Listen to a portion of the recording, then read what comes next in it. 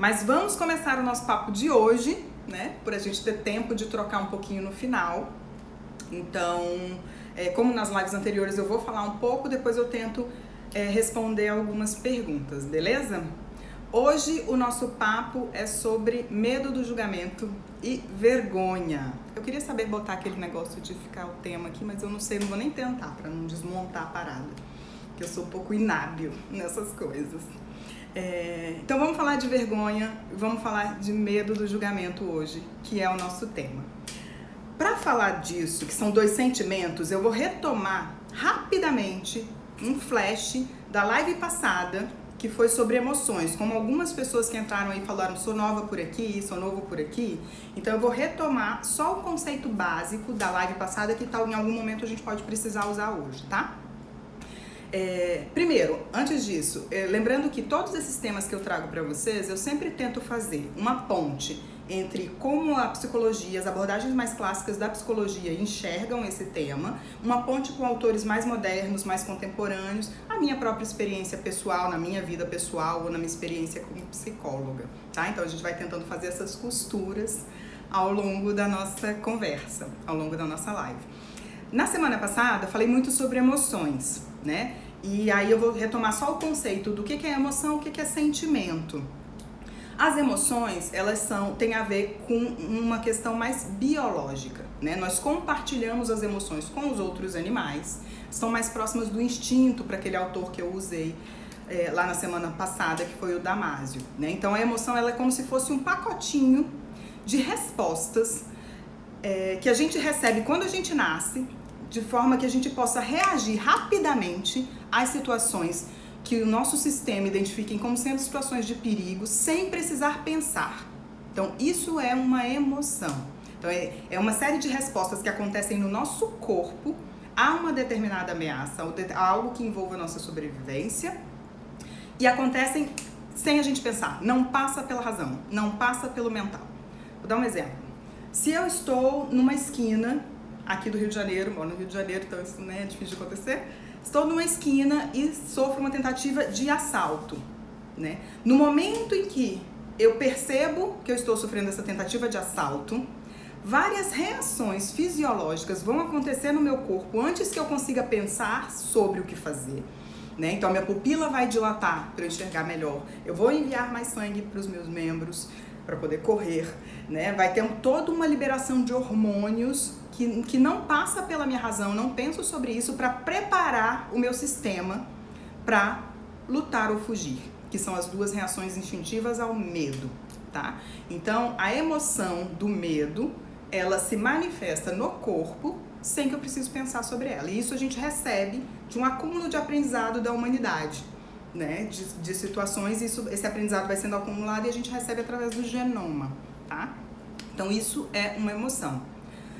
A grande maioria dos autores trabalha com de 4 a 6 emoções. Então, 4 emoções, que é um mapa de emoções que muitos autores trabalham, são o medo, a raiva, a tristeza e a alegria, tá? Muitos autores trabalham com essas 4 emoções básicas.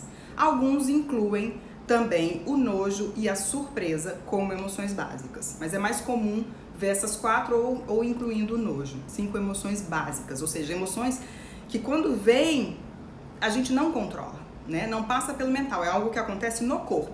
É energia e informação. Foi isso que eu falei semana passada, lembra disso? Emoção é energia e informação. É algo que acontece no seu corpo, que não é material e que vem te trazer uma mensagem, vem te informar de alguma coisa. O medo vem me informar que eu preciso me proteger. A raiva está me informando, dentre outras coisas, que um limite meu foi ultrapassado, que eu preciso colocar um limite. A alegria vem sinalizar que algo positivo está acontecendo e assim vai. Então toda emoção te traz uma informação e a gente precisa fazer alguma coisa com ela. Isso foi o tema da outra live. Como é que a gente canaliza isso para ação? Porque as emoções nos pedem ação. Quando essas emoções passam por uma percepção, né? Eu interpreto essas emoções, aí a gente começa a falar em sentimentos. Né? Então, o que o Damásio diz o sentimento é como se ele fosse um mundo depois da emoção. Né? Então, eu tenho a emoção do medo. Estamos num momento de pandemia, isso me dá medo. Tenho medo de ficar doente, eu tenho medo que pessoas que eu amo fiquem doentes. Num primeiro momento, quando eu entro em contato com essa informação, eu vou ter a emoção do medo sendo desencadeada no meu corpo. Quando eu penso sobre isso, começo a refletir sobre isso, eu começo a ter o sentimento do medo. Então, eu estou com medo, mas ao mesmo tempo eu estou planejando. Eu sei que eu preciso lavar as mãos, eu sei que eu preciso tomar cuidado, eu sei que eu não posso circular, a menos que isso seja estritamente necessário. Então, existe um planejamento acontecendo e eu estou percebendo, constato que estou com medo, mas ao mesmo tempo a razão começa a entrar na jogada. Então, a gente está falando de sentimento. Entenderam? Os dois sentimentos que nós vamos falar hoje, então por isso que vergonha e medo do julgamento são sentimentos, não são emoções, né? Porque eles se conectam com algo que a gente traz lá de trás, lá da nossa infância, que é o nosso sistema de crenças. Quando a gente se depara numa situação que nós sentimos vergonha ou que nós sentimos medo do julgamento, significa que a gente acionou uma emoção que se conectou com alguma crença consciente ou inconsciente nossa e nós interpretamos isso.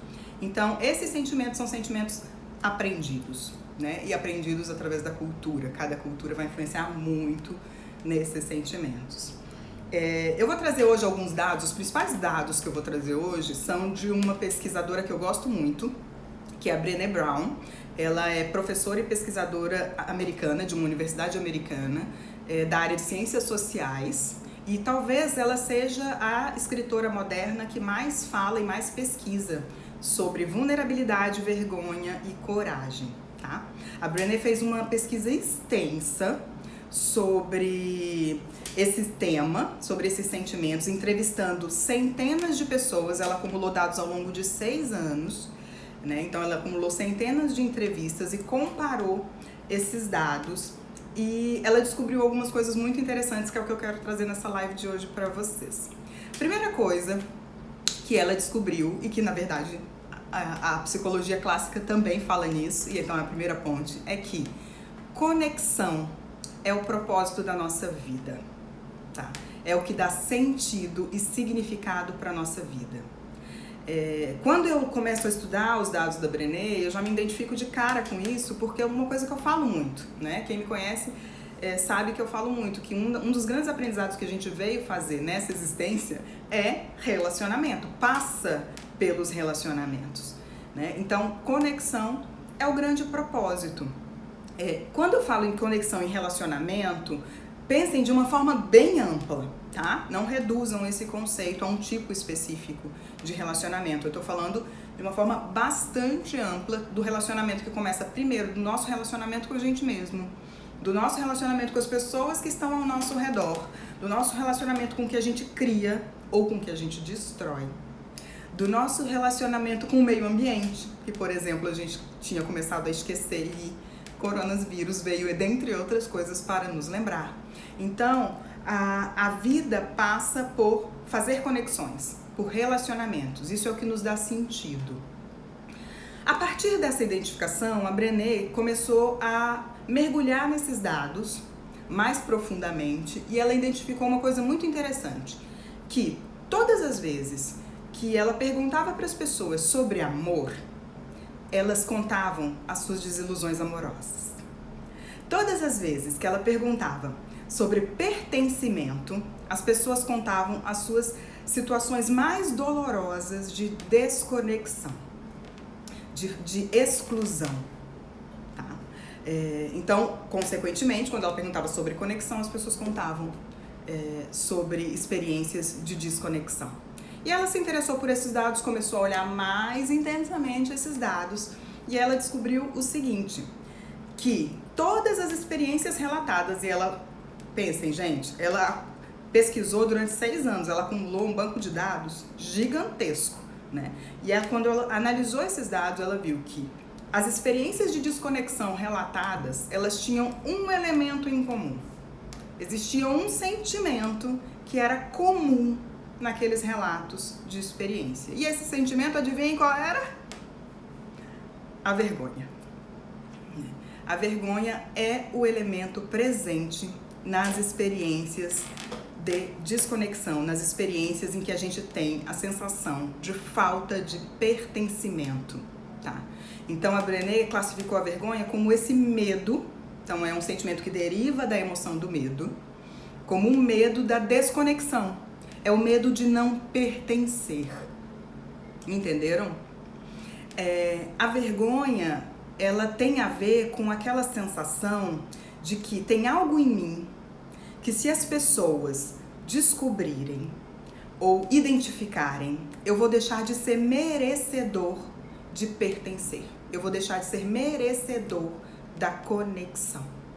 É aquele sentimento de que eu não sou suficiente, o bastante. E esse é um sentimento que todos nós compartilhamos, tá? Até quem disse num primeiro momento que não. Todos nós compartilhamos desse sentimento de não ser suficiente em alguma coisa ou de alguma forma, né? Se eu parar para pensar aqui, eu vou identificar várias coisas que eu não me considero suficiente. Se cada um de vocês aí que está me assistindo pensar, algumas pessoas estão perguntando qual é o tema, vergonha e medo do julgamento, tá? Se vocês pararem para pensar, vocês vão identificar coisas, aspectos em que vocês não se consideram suficientes. Ou eu não sou suficientemente inteligente, ou eu não sou suficientemente competente, não sou suficientemente rico, ou não sou suficientemente bonito, ou não sou suficientemente carinhoso, né? Ou não sou, criativo o suficiente. Sempre vai existir alguma coisa que você não se considera bom ou boa o suficiente.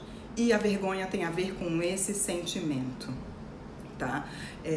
É um sentimento que por si só, ele não é ruim, né? Eu falei, todos nós compartilhamos em alguma instância, alguns mais, em maior grau, outros em menor grau. Mas o sentimento por si só, ele não é ruim, porque é esse sentimento, é esse desconforto que faz com que a gente consiga sentir empatia e compaixão. Então, o problema não está aí. Aí a Brené pensou, então eu tenho que descobrir onde é que está a questão, né? E aí, ao analisar os dados, esse banco de dados gigantesco que ela tinha, ela percebeu que era possível dividir as pessoas em dois grupos. O primeiro grupo era daquelas pessoas que viviam dentro de um senso de amor e pertencimento gigantesco. Essas pessoas se sentiam merecedoras de amor e de pertencer. E o outro grupo era um grupo de pessoas que eram atormentadas um pouco pela ideia de que será que elas eram boas o suficiente para pertencer? Eram pessoas que estavam sempre em busca do amor e em busca do pertencimento. O que diferenciava esses dois grupos, né? Porque, ok, tem pessoas que conseguem ter um senso de amor e pertencimento e tem pessoas que não têm essa sensação de que são merecedoras de amor e de pertencimento. O que diferencia elas? Porque aí é o que vai diferenciar em como a gente vai lidar com vergonha e com medo do julgamento. Basicamente duas coisas, né? A primeira dessas coisas é que essas pessoas se acreditavam merecedoras, independente das suas dificuldades. Então, independente de como elas se viam, independente dos aspectos aos quais elas não se achavam suficientes, elas ainda assim acreditavam que eram merecedoras de amor e de pertencimento, diferente do segundo grupo. A esse sentimento, a essa sensação, foi o que a Brené chamou de coragem, de um certo tipo de coragem, de um senso de coragem específico. E aí, só pra gente lembrar aqui, coragem não é ausência de medo, tá? Coragem não é bravura, não é ausência de medo. Coragem tem a ver com ação. Se a gente pegar a parábola de cor, que tem coração e ação. Ação pelo coração, tá? Então, mesmo com medo, a gente pode ter coragem, tá? Então, essa coragem, pensando numa ação feita a partir do coração, a Brené chamou de a coragem de ser imperfeito. Isso era o que diferenciava o grupo que tinha um senso de ser merecedor de amor e pertencimento do outro grupo que não tinha, e por consequência, esse primeiro grupo lidava melhor com sentimentos de vergonha e de medo do julgamento, né? Era a coragem de você abraçar a sua vulnerabilidade. A coragem de você abraçar as suas dificuldades. É a coragem de você olhar para aquilo que você não acha que você não é suficiente e se sentir bem com isso, não precisar esconder isso. Porque lembra que eu falei lá no começo, vergonha tem a ver com essa sensação de que tem algo em mim que se alguém descobrir, se as pessoas perceberem ou descobrirem, eu vou deixar de ser merecedor e me causa desconforto. As pessoas que não tinham esse desconforto é porque elas lidavam bem com esse sentimento, né? Com essa vulnerabilidade. Elas abraçavam essa vulnerabilidade. Elas entendiam que esse desconforto, ele não era bom nem ruim. Ele não é bom nem ruim. Ele é necessário. Acho que voltou. Me deem um joinha se tiver voltado. Porque travou aqui pra mim, agora eu fiquei sem saber se já voltou ou não. Oi, Vitor! Beijo, voltou. Então, beleza.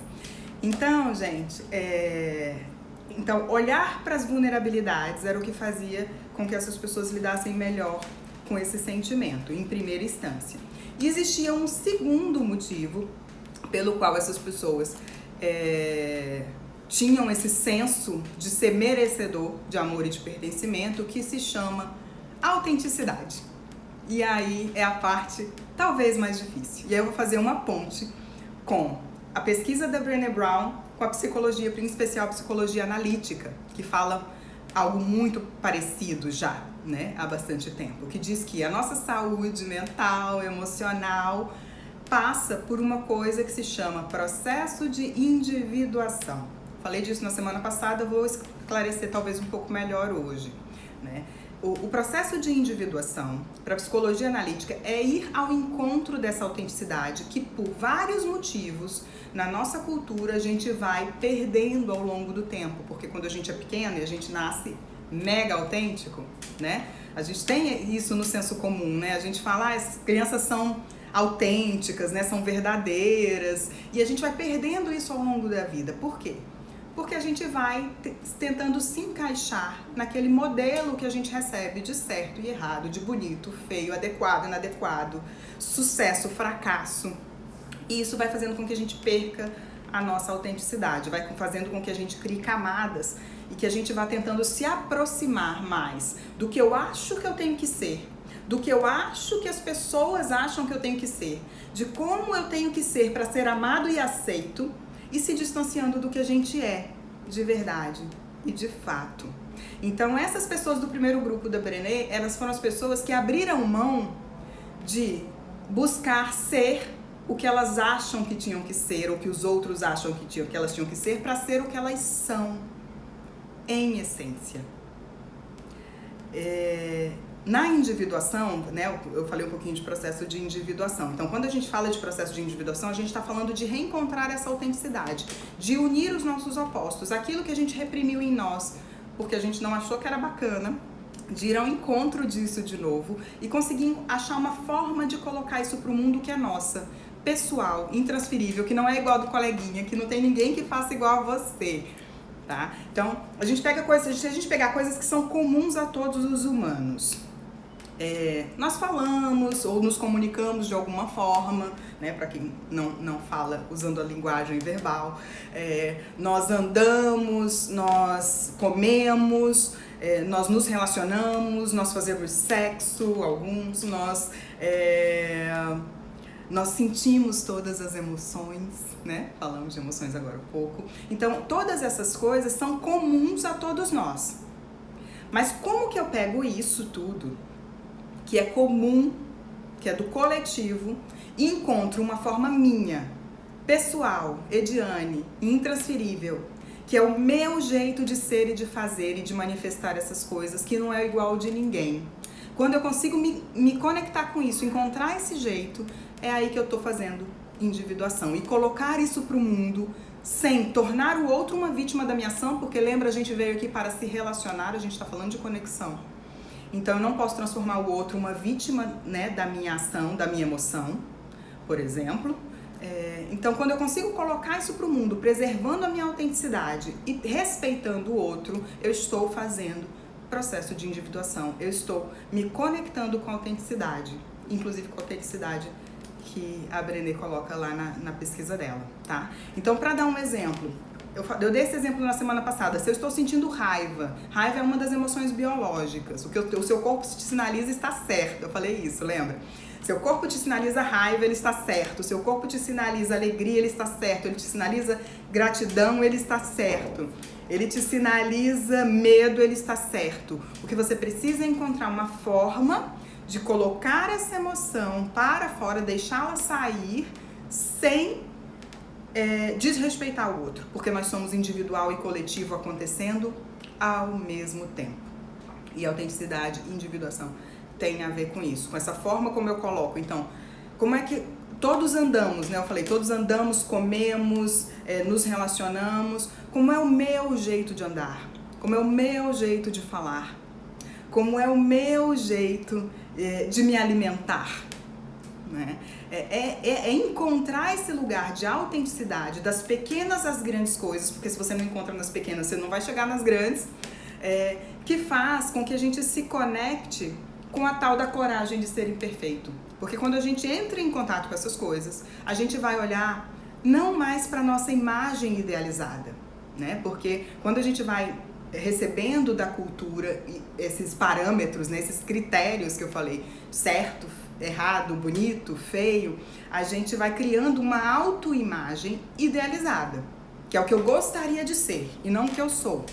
E a gente vai tentando se aproximar dessa imagem do que eu gostaria de ser. Então, se eu criei uma autoimagem idealizada de profissional competente, eu vou tentar me aproximar disso. Quando eu cometer um erro no trabalho, eu não consigo suportar.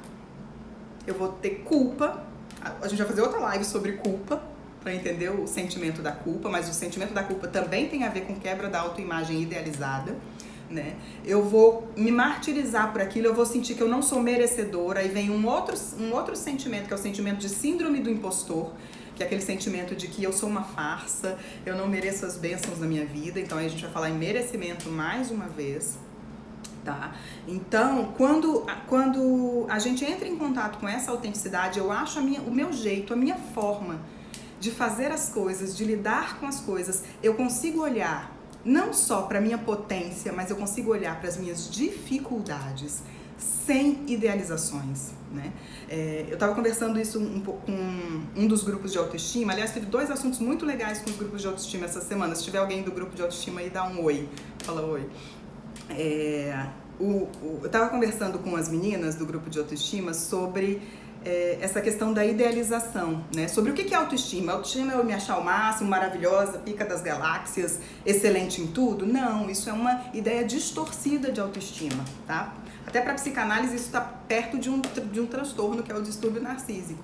Mas isso não é autoestima saudável, né? Quando a gente fala em autoestima saudável, tem a ver com uma atribuição de valor realista. Quanto mais próximo da realidade ela é, mais saudável é a nossa autoestima. Então eu consigo olhar para as minhas potências e eu consigo olhar para as minhas dificuldades e eu aceito as duas coisas.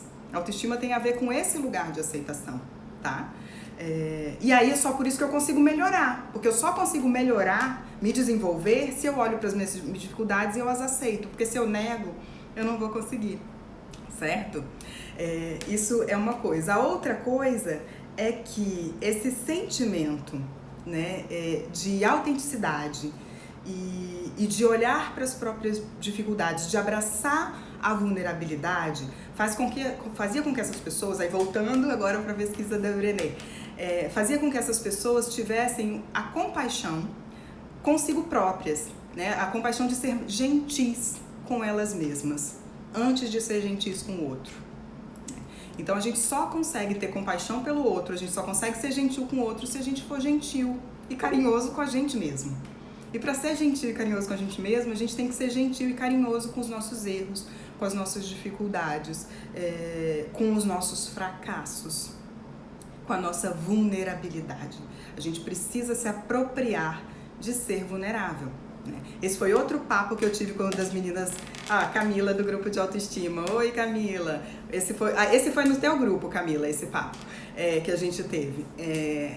A gente falou um pouco de generosidade, né? Uma das meninas falou de generosidade, do quanto às vezes você ser generoso com o outro, você pode estar se autoagredindo, né? A dificuldade de medir isso, até onde eu tenho que ser generoso com o outro. E a gente teve uma longa discussão que toda virtude autêntica, gente, ela só vai ser autêntica de verdade se ela preservar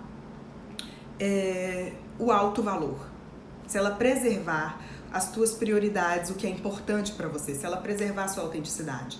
Então, para ser generoso autenticamente com outros, ser generoso não é aquele que dá tudo e fica na miséria, né? Ser generoso é aquele que eu posso ser generoso com você porque eu estou bem, porque eu estou me cuidando, porque eu sou generoso comigo, aí eu consigo ser com o outro, né? Eu só consigo ter compaixão com o outro se eu tenho compaixão comigo, sou gentil comigo, tá?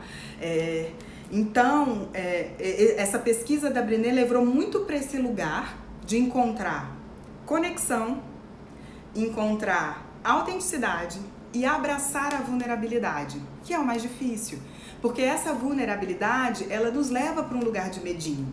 É ela que nos conecta com a vergonha, né? É ela que nos conecta com essa sensação de estou inadequado, de não pertencer, mas também é quando a gente dá o passo adiante disso, é quando a gente consegue cruzar essa linha que a gente encontra felicidade, gratidão e criatividade de verdade. Tá? Não dá para ser criativo se você estiver com medo de errar, se você estiver com medo de se expor. Não dá para ter gratidão de verdade se você não estiver conectado com todas as suas possibilidades. E felicidade passa pelo mesmo lugar, tá? Então, ao mesmo tempo que a vulnerabilidade nos conecta às vezes com esse medinho, ela é também o que nos traz para os sentimentos mais bacanas que a gente quer viver, né? E como eu falei, tem um desconforto que ele vai existir nos processos todos da nossa vida, faz parte, né? Se eu tivesse aqueles negocinhos de medir frequência cardíaca aqui, sabe? Certamente se eu medir a minha frequência cardíaca no iniciozinho de uma live, ela não vai ser a minha frequência cardíaca natural de quando eu tô sentada meditando ou de quando eu estou vendo um filme descontraído. É uma frequência cardíaca que vai estar um pouco alterada. Por quê? Porque neste momento eu vou me colocar numa situação de vulnerabilidade, né? Eu estou aqui ao vivo com vocês, eu posso errar, eu posso falar uma bobagem, eu posso fazer uma bobagem, eu estou aqui disponível. E aí a Brenda também vai falar muito disso, que esse sentimento nos leva para uma disponibilidade que é necessária para a gente conseguir se conectar com a autenticidade, né? Essa disponibilidade, que é a disponibilidade de você não ter garantias. É de você, nessa situação que dá um desconfortozinho começar a live, mas depois que começa o negócio vai bem, né? Essa disponibilidade de que você não tem garantia do que vai acontecer. Eu não tenho garantia se as pessoas que vão entrar aqui vão se identificar com o que eu tô falando ou não. Se as pessoas que vão entrar aqui vão simpatizar com a minha figura ou antipatizar a minha figura. Se vão aprovar ou vão desaprovar. E aí a gente começa a falar em medo do julgamento. Então é essa disponibilidade de enfrentar as situações que não te dão garantia que faz a gente lidar melhor com vergonha e com medo do julgamento. É a disponibilidade que a gente precisa para lidar com uma situação difícil que a gente não queria estar vivendo, para não negar as situações difíceis da nossa vida, porque elas são como elas se apresentam. É a disponibilidade que a gente precisa para pedir demissão de um emprego que não me satisfaz, mesmo sem saber se o meu projeto futuro vai dar certo ou não. É a disponibilidade que a gente precisa para começar um relacionamento sem saber onde ele vai dar. É a disponibilidade que a gente precisa para encerrar um relacionamento, mesmo sem saber se é isso que você quer ou não. É a disponibilidade para o afeto, para dizer eu te amo primeiro, que alguém tem que dizer eu te amo primeiro. É se colocar em um lugar de vulnerabilidade e disponibilidade que faz com que você se conecte com a sua criatividade, que faz com que você se conecte com a sua autenticidade e que você lide melhor, que você não fique bloqueado e paralisado pelo sentimento da vergonha. Porque se tem dois sentimentos que são paralisantes, são vergonha e culpa. Tá? Vergonha e culpa são os sentimentos mais paralisantes que a gente pode ter, tá bom? Tem um outro aspecto que ok, entendi tudo isso. E aí como é que eu lido melhor com isso na prática, né? Com a vergonha, com o medo do julgamento. Passa por autoconhecimento, tá? Então, quando eu falei sempre de processo de individuação, de olhar para suas questões mais profundas, potências, dificuldades, isso passa por processo de autoconhecimento e vários caminhos levam a Roma, tá, gente? Eu não sou uma psicoterapeuta que acha que a terapia é o único caminho que leva para o autoconhecimento. Vários caminhos levam a Roma, você precisa encontrar, inclusive o seu também, do mesmo jeito que você precisa encontrar a sua forma de falar, de andar, de fazer as coisas no mundo, que é um jeito só seu, individual, pessoal e intransferível. Você também vai encontrar a sua forma de fazer o seu mergulho interior. Leituras ajudam, terapias ajudam, meditação ajuda, sim. Eu sou uma das pessoas que são a favor da meditação, assim como a ciência já vem mostrando que tem vários benefícios. Todos esses caminhos, eles ajudam nesse processo de autoconhecimento que vai te ajudar a integrar aquilo que, de repente, você está querendo esconder em você, tá? E que vai te levar para mais vergonha, mais medo do julgamento. Segunda coisa que eu acho que ajuda muito, muito, muito, muito nesse processo. Exercite parar de julgar os outros. Quanto mais a gente julga, mais a gente tem medo de ser julgado. Então, exercite sair desse jogo, né? Exercite você ter um olhar um pouco mais imparcial para as situações com as outras pessoas, né? Quanto mais eu consigo sair, e eu digo exercite porque eu não acredito que a gente consiga sair 100%, né? Assim, eu faço esse exercício diariamente e tem hora que eu dou a deslizada e falo, olha aí, Ediane, caiu na armadilha, né? Mas consigo visualizar essas coisas e por isso que eu digo que é exercício. E à medida que você exercita, você vai conseguindo se distanciar mais. E nesse distanciamento, se eu começo a julgar menos, não significa que eu vou ser menos julgado, não, tá? O julgamento do outro vai vir. Ele vem, independente da nossa vontade. Ele vem. Quando a gente resolve assumir uma postura de frente para a nossa vida, de permitir que os outros nos vejam como a gente é, o julgamento vai vir. Só que se eu estou fora do game, do jogo do julgamento, esse julgamento que vem do outro, ele me impacta muito, mas muito menos de que se eu estiver dentro do jogo. Você me julga, eu te julgo e assim vai, tá? Então, exercite parar de julgar os outros. É a segunda dica. Praticar coisas como gratidão. Parece um pouco mais hippie esse papo, né? Mas as pesquisas hoje já mostram, as pesquisas científicas em grandes universidades hoje já mostram que sentimentos como gratidão, compaixão são sentimentos que nos levam para outra vibração, que nos levam para essa autenticidade também, que nos leva a conseguir fazer as coisas sem necessariamente estar esperando o aplauso ou estar esperando a foice das outras pessoas, né? Sabendo que você vai errar no meio do caminho, que faz parte, olhando para os seus fracassos com compaixão e sabendo que eles não te definem, né? Que é só um equívoco. Se fez errado hoje, amanhã, se fez azul hoje, amanhã faz verde, se não deu certo, né? E que progresso tem muito mais a ver com esses erros. Geralmente, quando a gente olha para trás da nossa vida, a gente vai ver que o que nos fez caminhar não foram exatamente aqueles momentos que a gente teve sucesso e foi aplaudido. Não foi, gente. Não foi. Esses momentos, eles dão uma satisfaçãozinha temporária e rápida. Rápida.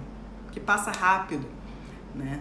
Geralmente é aquela situação que a gente pisou na bola, que a gente errou, que a gente não foi suficiente de alguma forma, que te leva para um outro degrau no teu processo de desenvolvimento, tá? Deixa eu ver se tem alguma coisa que eu queira falar para vocês que eu não tenha falado ainda. Vou também colocar os óculos e dar uma olhadinha nas perguntas, porque já estamos 21h12.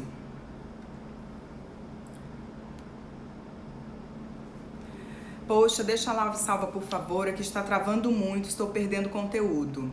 Ela vai ficar pelo menos 24 horas, tá?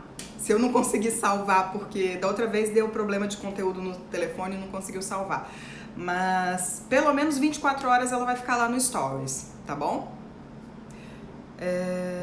A filosofia, Francisco está dizendo, a filosofia é uma rota interessante também. Com certeza, a psicologia nasceu da filosofia, né, Francisco?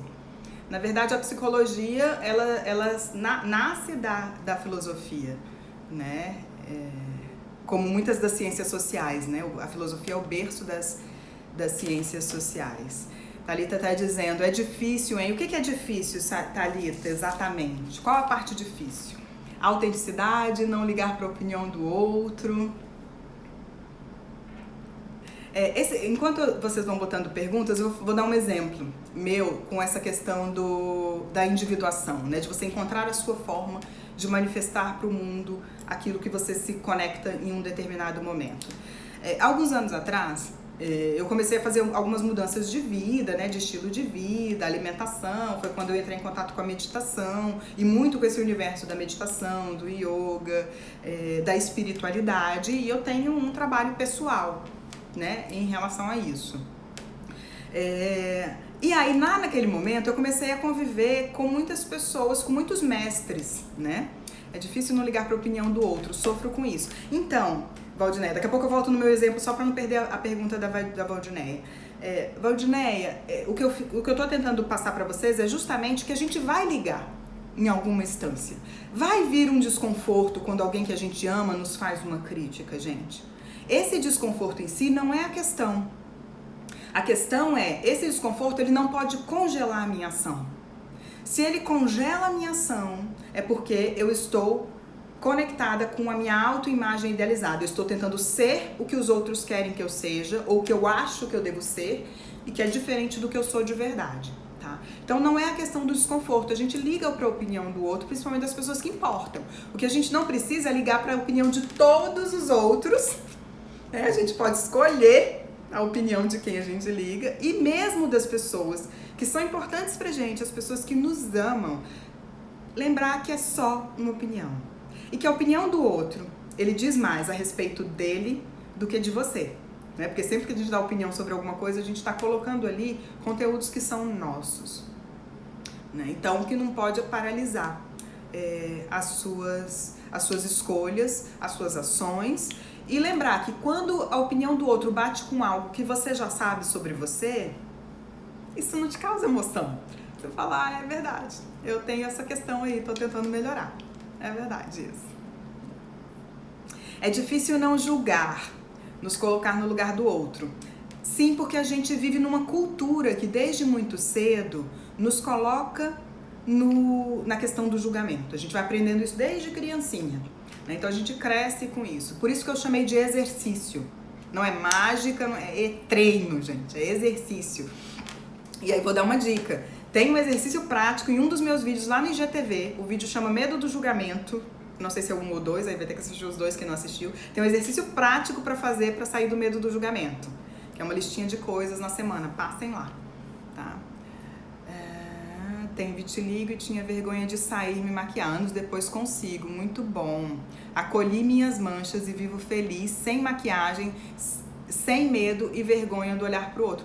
Perfeito, é tudo que eu tô falando aqui. Quando a gente acolhe a nossa vulnerabilidade, ela se torna o que é mais único em nós, né? E se torna um tipo de beleza que é muito própria nossa.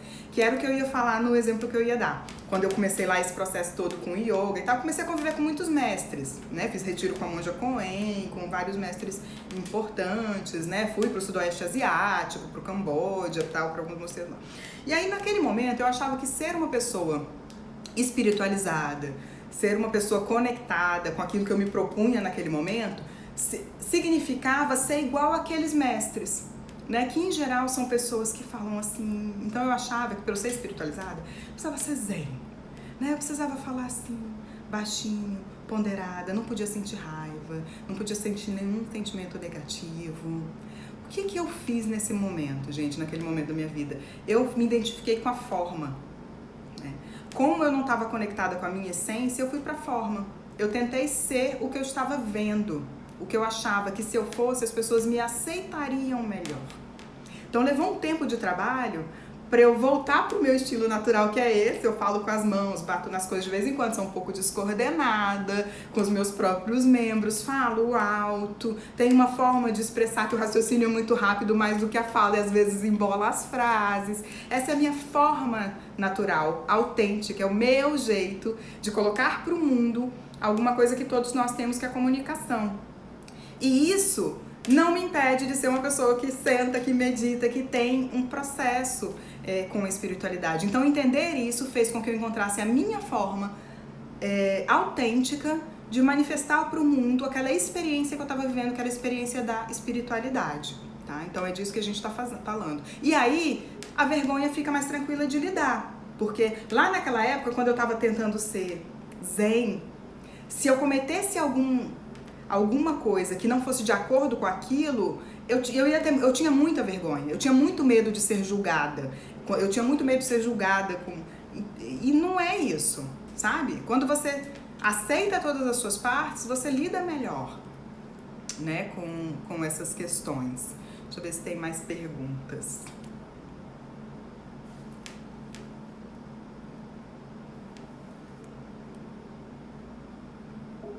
Obrigada. Eu vou contar depois uma outra história minha, né? Porque eu tenho que compartilhar as minhas histórias, já que eu não posso compartilhar das outras pessoas, que eticamente não é possível, né? Ninguém me autorizou a isso. Então, depois eu vou contar uma outra história minha, não vai dar tempo agora porque a gente tem 10 minutos de live para acabar.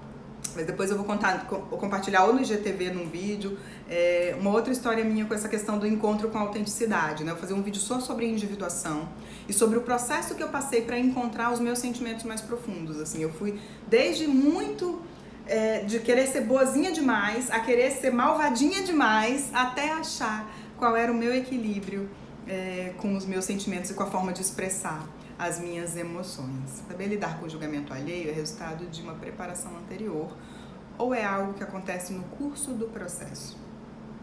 Eu acho que é vida, Zizu, é vida, é tudo acontecendo ao mesmo tempo. A vida não para pra gente fazer autoconhecimento, gente, né? A gente faz autoconhecimento e vive simultaneamente. Então você vai percebendo algumas coisas, aí amanhã você faz diferente, aí no outro dia você cai numa armadilha, aí no outro dia você faz diferente, aí daqui a pouco você vê que você já não tá caindo nas armadilhas com tanta frequência. Então é processo, tá? É processo. A vida acontecendo ao mesmo tempo. Eu brinco que a gente não é psicológico na vida, tá? Na vida a gente vive. A gente é psicológico a posteriori, aí a gente faz as análises e vai melhorando. Mas na vida a gente vive, a gente sente e todo mundo sente todas as emoções. Fale mais sobre o grupo de autoestima. Mariel tá falando. Poxa, eu cheguei tarde. Débora, vai ficar 24 horas lá no Stories, tá? Depois você dá uma assistida.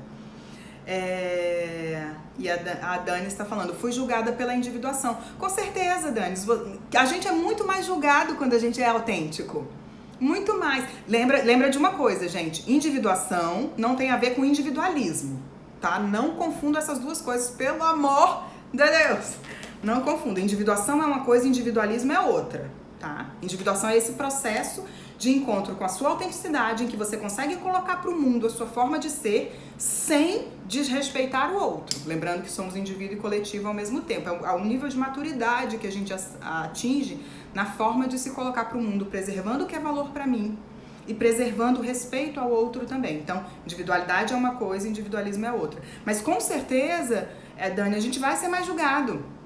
Se você vai para um caminho autêntico, você vai ser muito mais julgado. É por isso que a vergonha é o medo de não pertencer. Por isso que a vergonha é o medo da desconexão. A gente fica com vergonha porque a gente tem medo de que a gente seja excluído de um determinado grupo ou de uma determinada sociedade. Porque se você vai para o seu sentimento autêntico, você vai ser mais julgado. E esse é o preço que a gente paga para ser quem a gente é, né? Tudo na vida tem um preço. E existe um preço também que a gente paga para ser quem a gente é. Então, para ter a liberdade de ser quem a gente paga um preço que é ser mais julgado. Então, o julgamento do outro não vai desaparecer. Aliás, quando a gente pensa nesses processos que eu estou me propondo a falar aqui com vocês, o processo ele nunca é do outro. Porque a gente não mexe no outro, a gente não muda o outro. O processo é sempre nosso, né? É sempre o que a gente vai fazer com aquilo. Então, o julgamento ele vai vir. Simples assim, né? E aí você pode escolher ouvir ou não. Você pode escolher se congelar ou não. Você pode escolher agir ou reagir na sua vida. Então pensem um pouco sobre isso. Vocês estão mais agindo ou reagindo na sua vida? Quem está ditando como você vive? Quem está ditando as escolhas que você faz? Né? Então, um dos grandes ganhos do processo, né, de autoconhecimento, de autenticidade, é a gente, na verdade, saber lidar com esse desconforto, porque vai causar desconforto o julgamento, a gente vai receber esse julgamento, ele vai causar algum desconforto, mas a gente consegue transformar isso numa outra coisa e continuar o nosso caminho, tá? O que é o sentimento de pertencimento? Já refleti sobre isso, não sei se as minhas reflexões estão corretas. O sentimento de pertencimento é exatamente o que a palavra quer dizer. É a sensação de que eu faço parte de um grupo, que eu sou aceito e amado por esse grupo, Zizu, assim. Então, pertencimento tem a ver com o sentimento de amor, né? Eu sinto que eu sou aceito e amado no grupo que eu faço parte. Seja um grupo micro, família, amigos, até um grupo maior, né? Até a sociedade e etc. Né? E a Brené fala disso na pesquisa dela, e tem muitas teorias psicológicas que falam sobre isso, que nós humanos precisamos da sensação de pertencimento. Por isso que a gente se organiza em sociedade. Por isso que não existe essa coisa milagrosa, gente. Quando a pessoa diz pra mim, fala, eu não ligo pra opinião dos outros, eu não sinto vergonha de nada, eu não ligo pra opinião dos outros, é um mecanismo de defesa também. Né? É um mecanismo de defesa você vestir a máscara, por isso que a autenticidade real não é tão simples, porque quem na verdade faz tudo o contrário que a maioria, porque precisa ocupar este lugar do contrário, não necessariamente está sendo autêntico. Né? A autenticidade real eu consigo transitar. Eu consigo transitar entre as emoções, eu consigo transitar entre o que é normativo e o que é meu, autêntico. Né? Se eu faço o tempo todo as coisas para provocar, eu também não estou sendo autêntico, tá? Então, e por isso que é um lugar que exige trabalho. A nossa sociedade, ela nos chama pra gente adormecer. Brenda também fala disso, eu falei disso na semana passada, da barra de entorpecimento. Para adormecer o sentir, né? E a gente acha confortável não sentir. Eu acho confortável não sentir a agonia de ser deixado por alguém que eu amo, de ser demitido, de demitir alguém. Essas são situações que ela cita como situações de vulnerabilidade. Nós vivemos num mundo de vulnerabilidade. Só que a forma como a gente resolveu lidar com isso foi nos entorpecendo. Aí eu consumo pra caramba, eu bebo pra caramba, eu uso todos esses anestésicos sociais, eu vou pro entretenimento o tempo todo pra não entrar em contato com esse desconforto. E é justamente desse desconforto que sai a nossa maior pérola, a nossa criatividade, a nossa alegria, aquilo que é só nosso, que é particular nosso, que a gente veio para colocar para o mundo. Tô preocupada com o tempo, tô toda olhando pro relógio, porque a gente tem 5 minutinhos. Eu vou responder mais uma perguntinha para me despedir de vocês por hoje. Vou assistir e fazer um monte de anotações, muita coisa para refletir e fazer. E passa tão rápido, né, gente? Assim, essa 1 hora do Instagram passa muito rápido. Eu fico achando que vai dar tempo de falar um monte mais de coisa, mas não dá, né? Eu queria, antes de me despedir, então já me preparando para me despedir de vocês, dizer que lembrem sempre dessas coisas. Conexão, nós viemos aqui para nos conectar em todos os aspectos. Conexão com você próprio, com as pessoas ao seu redor, com o planeta. Nós viemos aqui para nos conectar. Nós somos seres que nascemos para pertencer, tá? Nós precisamos nos sentir merecedores de amor e pertencimento, fora da imagem idealizada, fora da autoimagem idealizada, acolhendo as nossas dificuldades e as nossas potências. E tem uma coisa maravilhosa, quando eu acolho as minhas potências, eu acolho as minhas dificuldades também sem constrangimento. Eu me aproprio dos meus talentos e coloco eles para o mundo sem constrangimento. Eu permito que as pessoas me vejam. Eu me coloco para ser visto, tá? Eu vou dizer uma outra coisa que é, então, conexão, se sentir merecedor de amor e pertencimento, autenticidade. Queria que vocês guardassem essas 3 coisas. Exercitar, não julgar os outros e autoconhecimento. São as 5 coisas que eu quero que vocês guardem dessa live. Eu vou terminar ela com uma frase de uma escritora que eu gosto muito, que é a Toni Morrison. E ela dizia, se você quer voar, você tem que desistir das coisas que pesam e te levam para baixo. E se você se render ao vento, você saberá voar. Então é isso, gente. Voem, tá? Sem resistência. Sofrimento igual a dor mais resistência. Resistência é, eu quero viver qualquer coisa diferente do que se apresenta pra mim nesse momento, né? Não é isso que eu quero viver. Então a gente está resistindo. A dor se apresenta para todos, mas quando a gente resiste a ela, a gente vivencia sofrimento. Então eu aceito o que se apresenta para mim neste momento e eu consigo agir em cima do que se apresenta para mim nesse momento, tá bom? Um beijo grande para vocês. Uma ótima semana, tá? Eu vou tentar ver as mensagens que passaram que eu não vi de pergunta e tento responder ou em outra live ou no Stories. Semana que vem estamos de volta e aí eu mando notícias sobre o tema da live ao longo da semana, tá bom? Muito obrigada por vocês estarem aqui mais uma vez comigo. Tá tendo tanta live, eu sempre fico em dúvida se vocês vão aparecer com tanto de live que tá acontecendo. Eu vou pro meu lugarzinho de vulnerabilidade pensando, será que a galera vai aparecer ou não? Então eu fico muito feliz com essa troca sempre. Valeu, beijos!